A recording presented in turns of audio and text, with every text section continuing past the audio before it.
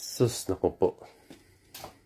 Mga kumare, kumpare, mag-react lang tayo dito sa ito si paring Kerwin. Diretsuhin na natin siya. Hindi, walang ganun mangyayari sa iyo, sir. Sa tingin ko. Kung may balak ang mga tao o pulis, kung sino man sa inyo, na gagawin yan, noon pa ginawa na sa iyo yan. Sa panahon pa ng papa mo. Maawa ka sa papa mo sa nangyari sa pamilya mo. Kung may balak sila sa iyo na gagawin yan, na titirahin ka, hindi itong panahon na to. Itong panahon na eleksyon. Promise. Doon pa lang sa panahon nung nagkakagulo, alam mo na yun kung anong ibig sabihin sa history ng pamilya mo. Doon pa lang, pwede ka natirahin agad. Di ba? Oh. Ngayon, magtsatsaga sila sa iyo? Wala na. Walang ganun. Ako na lang naawa sa sitwasyon mo ngayon. Hindi naman sa naawa ako sa kalagayan mo na parang mahirap, pulob. Hindi yun. Yung pangungutya. Tas ganyan dito ka sa social media. Harap ka. Magsasalita ka. Malabong mangyari. Hindi pwede yun. Walang mangyayari sa iyo, sir, na ganun. Ito, kung ikaw talaga makabayan, makatao, kung may gusto kang sa patunayan sa Leyte, buksan mo yung puso mo at isipan mo. Di ka ganyan magaganyan dito sa social media. Ipakita mo sa tao. Kusa yun, makikita ng mga tao. Ang tao magja-judge sa'yo. Tingnan mo ngayon, kahit magsalita ka dito, pasensya na po. Pero, kukutsain ka lang dito.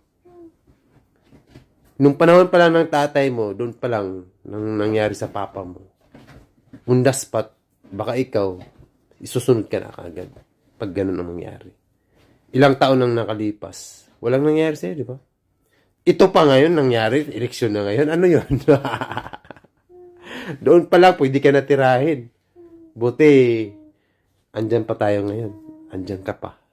Kaya, ako na lang po, maawa ka sa papa mo, sa pamilya mo. Maglingkod na lang po kayo. Huwag na lang tayo gawa ng mga ganyan. Eleksyon, dito, ang mga Pilipino, mataas ang IQ. Masyadong advance ang mga Pinoy. Pilipino pang magaling dito. Dito pa kayo nag-aano sa social media. Huwag na po maawa kayo sa sarili niyo. Makukutsain kayo dito.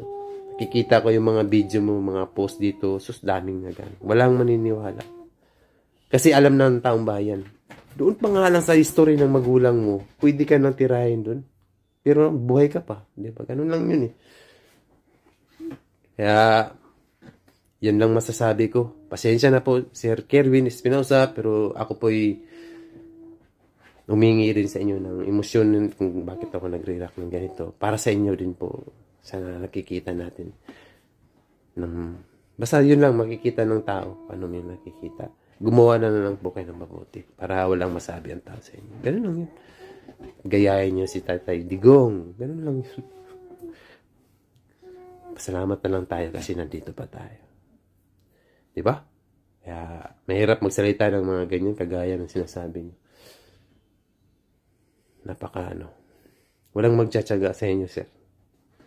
Mas takot pa sila sa inyo. Ganun lang yun.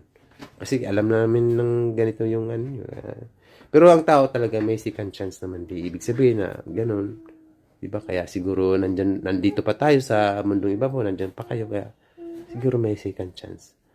Pero kung ganyan yung estilo nyo, okay lang din. Pero sana, maging maayos ang lahat para sa inyo, para sa pamilya mo.